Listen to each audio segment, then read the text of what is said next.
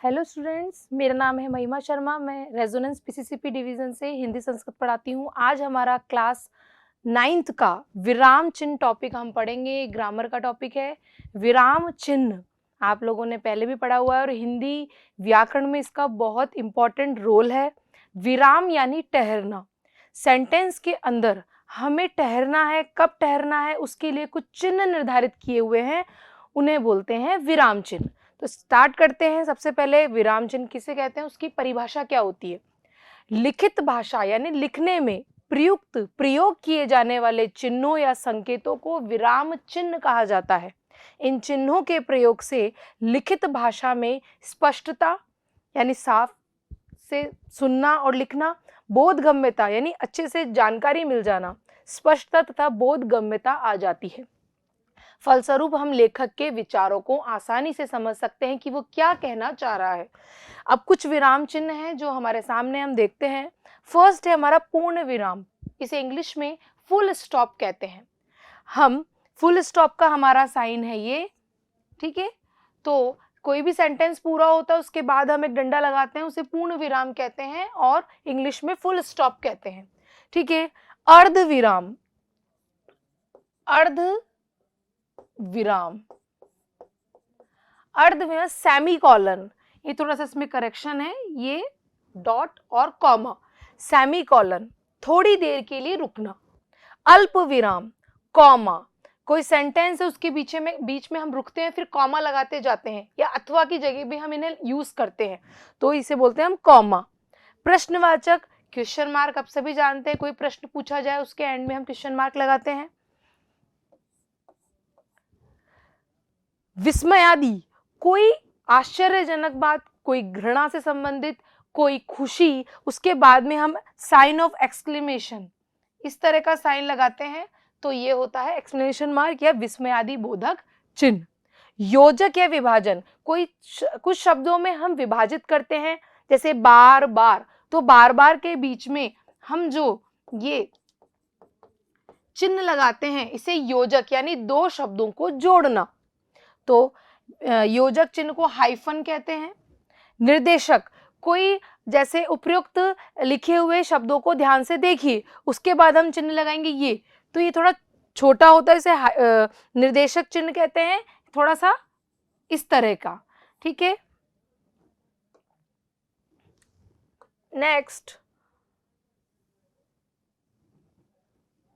Next है उद्धरण चिन्ह, इन्वर्टेड कॉमा। कोई भी सत्य को या फिर किसी के द्वारा कोई चीज स्पेशल की गई है तो वहां हम लिखते हैं, उसे हम इन्वर्टेड कॉमा में बंद करते हैं तो उसे बोलते हैं उद्धरण चिन्ह इन्वर्टेड कॉमा। नेक्स्ट है विवरण, किसी चीज का विवरण देना, उसे बोलते हैं कॉलन डैश। कोष्टक, आप जानते हैं ब्रैकेट जो हमारे बहुत यूज होते हैं, ठीक है। हंस पद या त्रुटिपूर्वक, साइन ऑफ लेफ्ट वर्ड, यानी हम एक लाइन लिख रहे हैं और उसमें कोई शब्द हमारा छूट गया है, हम लिखना भूल गए हैं तो उसको एरो लगा के हम ऊपर लिख देते हैं ताकि पढ़ने वाला या देखने वाला, चेक करने वाला उसे आसानी से समझ सके, तो साइन ऑफ लेफ्ट वर्ड। लाघव चिन्ह या संक्षेप सूचक चिन्ह, साइन ऑफ एब्रिविएशन, यानी कोई जैसे डॉक्टर शब्द अगर उसमें शॉर्ट में लिखते हैं तो हम इस तरह से उसको लिखते हैं, तो इस चिन्ह को हम क्या बोलेंगे, संक्षेप सूचक या लाघव चिन्ह। छोटा सा चिन्ह होता है, एक डॉट टाइप होता है।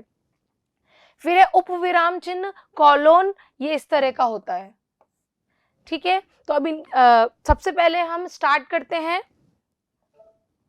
फर्स्ट है हमारा पूर्ण विराम।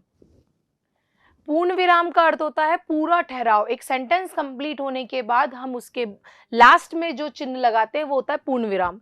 इस चिन्ह का प्रयोग सामान्य वाक्य पूरा हो जाने पर किया जाता है, जैसे मैंने मोहन विद्यालय चला गया, राम कक्षा में प्रथम आया है, तो ये लास्ट में जो लगा है इसे हम बोलते हैं पूर्ण विराम। नेक्स्ट है अर्धविराम, सेमीकोलन। इसका अर्थ है आधा ठहराव, थोड़ी देर रुकना, अर्थात पूर्ण विराम की अपेक्षा कम देर ठहरने के लिए अर्धविराम का प्रयोग किया जाता है। दो वाक्यों के बीच में समय रुकने के लिए भी अर्धविराम चिन्ह का प्रयोग किया जाता है। हमें घर पहुंचना है, जल्दी करो, सारी तैयारी भी करनी है। तो इन दोनों तीनों सेंटेंस के बीच में हम थोड़ा सा रुके हैं तो वहां लगेगा हमारा अर्धविराम। वह हाथ जोड़ता रहा, वह लोग उसे पीटते रहे, इस तरह से चिन्ह लगेगा। नेक्स्ट है अल्प विराम। अल्प यानी बहुत थोड़ा। जब वाक्य के मध्य में अर्धविराम की तुलना में कुछ कम समय के लिए रुकना होता है तब अल्प विराम चिन्ह का प्रयोग किया जाता है। जैसे गणतंत्र दिवस की परेड में बच्चे, बूढ़े, स्त्री, पुरुष, कॉमा का यूज सभी जानते हैं कि जब बहुत सारे शब्द आए तो बीच में हम कॉमा लगाते हैं। तो सभी एकत्रित हुए तो इन सब के बीच में हमने कॉमा लगाया। अध्यापक कक्षा में आए, पुस्तकें निकाली, जोर जोर से पढ़ाने लगे। तो थोड़ी सी देर, अल्प समय के लिए रुकने के लिए हम कॉमा का यूज करते हैं। नेक्स्ट है प्रश्नवाचक, क्वेश्चन मार्क। वाक्य में प्रश्न पूछने के बाद सदैव प्रश्न चिन्ह लगाया जाता है, आप सभी जानते हैं। वहां क्या हो रहा है, तुम कहाँ जा रहे हो, क्या कर रहे हो, तुम क्या बाजार जा रहे हो, इस तरह के क्वेश्चंस के बाद हम क्या लगाते हैं, क्वेश्चन मार्क लगाते हैं। नेक्स्ट पे आते हैं हम 5th नंबर का विस्मयादि चिन्ह। वाक्य में घृणा, प्रसन्नता, खुशी, आश्चर्य आदि मनोभावों को प्रकट करने के लिए विस्मयादि बोधक शब्दों के बाद इस चिन्ह का प्रयोग होता है। और विस्मयादि बोधक शब्द कौन से होते हैं? आह, अरे, वाह, छी, ओह, इस तरह के शब्दों के बाद जो चिन्ह लगाए जाते हैं उन्हें बोलते हैं विस्मयादि बोधक चिन्ह। वह कितना सुहावना मौसम है, अरे वह चली गई, इस तरह के चिन्हों का प्रयोग विस्मयादि बोधक में किया जाता है। नेक्स्ट है योजक या विभाजक। विभाजन करना या जो योजक यानी जोड़ना, दोनों में ही इस तरह का यूज होता है। इस चिन्ह का प्रयोग तत्पुरुष और द्वंद्व समास के दोनों पदों के मध्य, तत्पुरुष में हम जैसे पढ़ते हैं, द्वंद्व समास में हम पढ़ते हैं माता और पिता।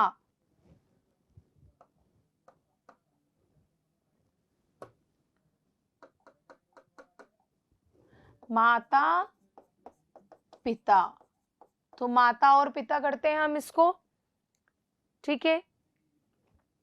दोनों पदों के मध्य शब्दों के द्वित्व रूप दो दो बार आना, तुलनात्मक शब्दों में, विभिन्न शब्द युग्म यानी जोड़ों में आदि में प्रयोग होता है।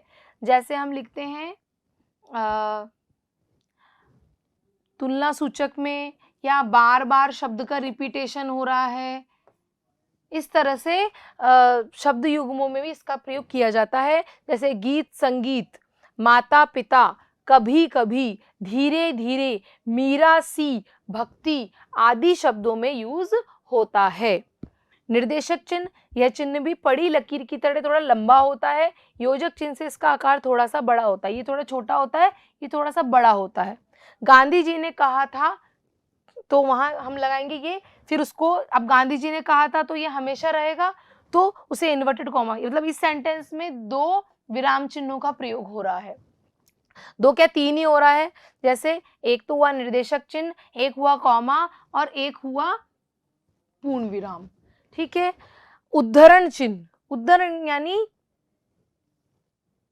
वही इन्वर्टेड कॉमा, किसी भी वाक्य सेंटेंस को किसी के द्वारा कहा गया और उसे वैसा का वैसा रिपीट लिखना है तो उसे इन्वर्टेड कॉमा में बंद करते हैं।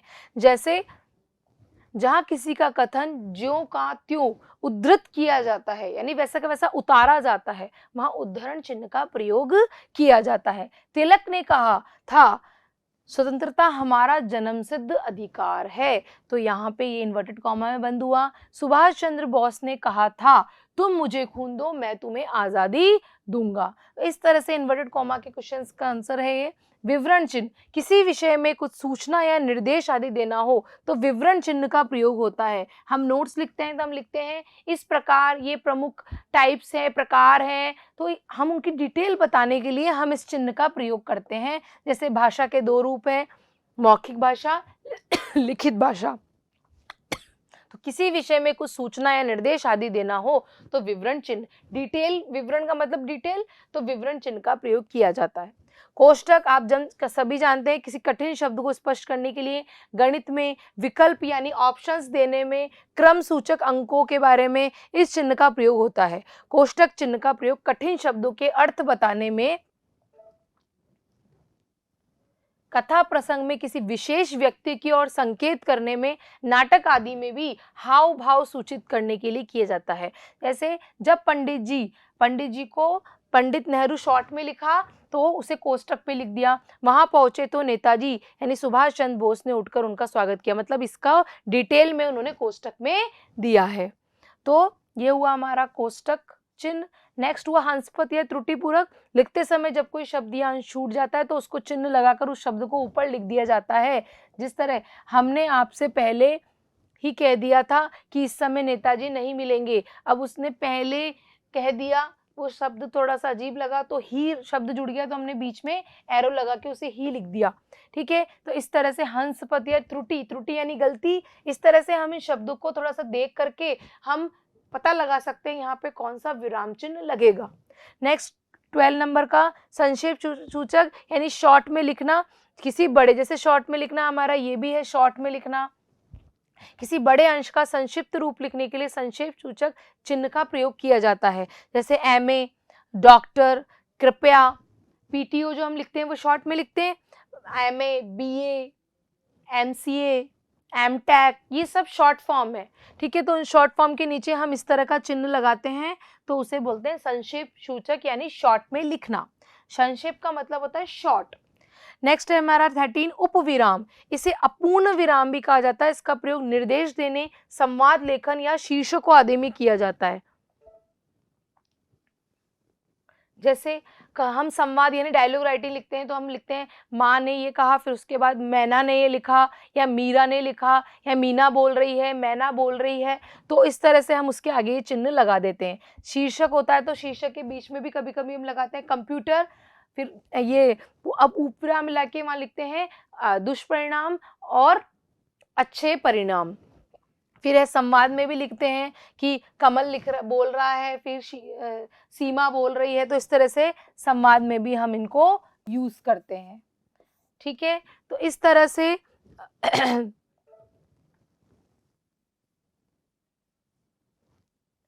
थोड़े से हम क्वेश्चंस देख लेते हैं,